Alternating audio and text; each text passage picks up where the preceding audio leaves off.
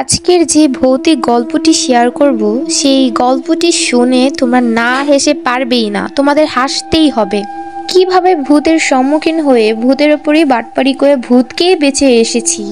আজকের গল্পটা অনেক ফানি হতে চলছে, তো চলো গল্পটা শুরু করি। ভূতের ওপর বাটপাড়ি। রাস্তা দিয়ে যাচ্ছিলাম, দূরে তাকিয়ে দেখি একটা লম্বা চওড়া মানুষ, গায়ে ছিল সাদা কাপড়। আর একটু কাছে যেতেই বুঝতে পারলাম এটা কোনো মানুষ না, লম্বা সাদা কাপড়ওয়ালা একটা ভূত। প্রথমে আমি ভয়ে শেষ, যা এবার আমার ঘাড় মটকাবে।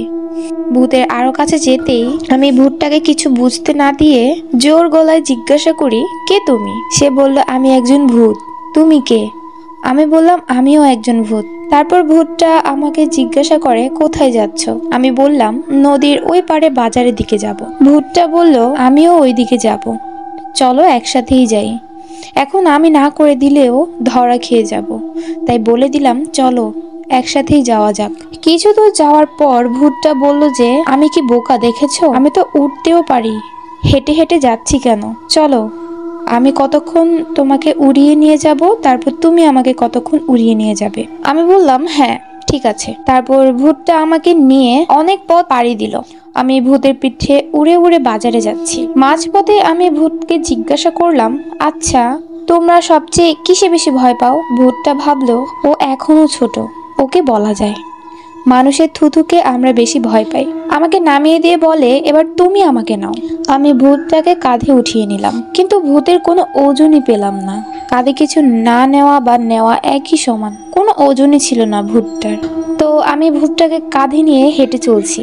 ভূতটা আমাকে জিজ্ঞাসা করলো, আচ্ছা তোমার ওজন এত বেশি কেন? ঠিক করে বলো, তুমি কি আসলেই ভূত? আমি ভাবলাম, যাহ এবার তো মনে হয় ধরাই খেয়ে যাব। পরে কি হলো, আমি জোর গলায় বললাম, আমি নতুন ভূত, তাই আমার ওজন বেশি। তারপর ভূতটা নদীর ওপর দিয়ে কোনো শব্দ ছাড়াই চলে গেল। আমি যাওয়ার সময় সপাং সপাং শব্দ হচ্ছিল। আমাকে আবার জিজ্ঞাসা করে, তুমি কি আসলেই ভূত?